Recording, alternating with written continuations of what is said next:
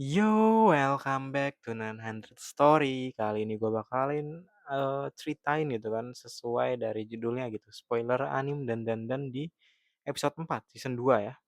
Nah, jadi episode ini dimulai dengan Okarun dan juga Evil Eye yang saling bertarung. Mereka saling memukul dan menendang satu sama lain, sembari menghindari serangan yang dilontarkan. Tapi Okarun terkena satu serangan yang membuat dirinya berdarah. Saat itu, Evilhai menyadari bahwa racun cacing itu telah berefek kepada tubuhnya. Hal ini membuat dirinya membuat sebuah rumah dari kekuatannya di sekitar Okarun agar tidak terkena racun dan juga bisa menghajar Okarun di dalamnya. Di sini Okarun dihajar sampai babak belur. Setelah Okarun, Evil Eye mau berencana untuk menyiksa dan membunuh Momo. Karena hal ini, Okarun pun langsung bangkit dan bilang bahwa Evil Eye telah melakukan 3 kesalahan fatal. Yang pertama adalah melukai Momo, kedua mencemari Jin, dan yang ketiga adalah membuat dirinya kesal. Sembari menghajar Evil Eye. Mereka berdua pun terbaring di lantai setelah pertarungan yang mereka berdua lakukan. Okarun pun tersadar bahwa sekarang bukanlah saat yang tepat untuk beristirahat, namun untuk keluar dari sini karena Momo telah menunggunya di atas. Kemudian ia menarik tubuh Jin ke atas dan saat perjalanan ke atas, Okarun mendengar suara yang tidak asing. Dan ternyata itu adalah nenek Turbo yang terjebak di lendir putih milik cacing. Nah, oleh karena itu Okarun pun bisa menggunakan kekuatannya gitu kan. Tapi akhirnya mereka berdua tuh terjebak karena memang Okarun tidak bisa menggunakan kekuatannya secara optimal yang tentunya membuat Nenek Turbo marah-marah. Di atas, pemadam kebakaran pun tiba. Momo pun diinterogasi karena kejadian ini oleh polisi gitu kan. Karena memang ia melapor kejadian ini ataupun melapor rumah terbakar. Namun Momo mengaku bahwa ia memulai apinya. Tapi poin yang diinginkan atau yang ingin dia katakan tuh sebenarnya bukan itu gitu. Akan tetapi keluarga Kito yang sudah membunuh banyak orang sebagai tumbal. Tentu polisi tidak percaya dan berusaha membawa Momo ke kantor polisi. Hal ini membuat Momo panik dan karenanya hari ini sudah sore gitu kan, mataharinya tuh mau hilang sebentar lagi, waktu mereka tidak banyak lagi. Tiba-tiba gempa bumi pun terjadi.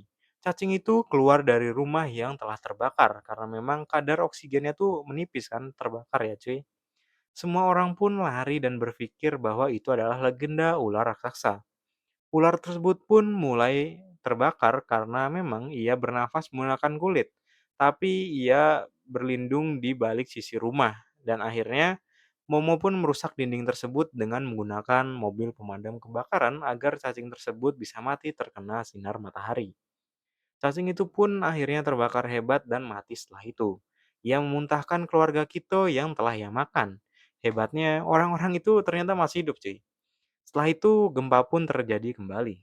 Tentunya, ketua keluarga kita menyalahkan Momo, karena memang ia adalah dalang dari meletusnya gunung itu, dan juga karena membunuh pelindung yang mereka jaga, ataupun dari ular raksasa gitu kan. Jadi Momo tuh dituduh membunuhnya. Ya tapi emang bener sih Momo yang bunuh kan, karena emang ular raksasa tuh bukan pelindung gitu kan, tapi emang monster gitu. Tapi dengan tegas, Momo menjawab bahwa legenda itu salah karena hal ini memang sudah ditunjukkan tanda-tandanya yaitu meletusnya air mancur yang ada di episode 1 gitu kan. Jika kalian ingat di episode 1, Momo di pemandian yang dia tuh lagi diserang sama Omom gitu, tapi tiba-tiba air mancurnya tuh meletus gitu. Itu tuh tanda bahwa gunung tuh mau meletus kan.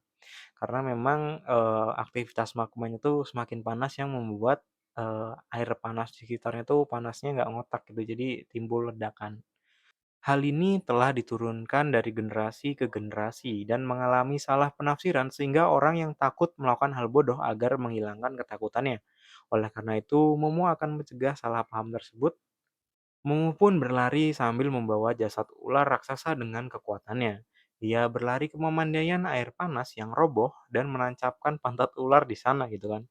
Dan ia membawa kepala ular untuk menyemprotkan air ke magma yang turun dari gunung untuk menyelamatkan desa dan juga warganya serta menghentikan legenda konyol ini.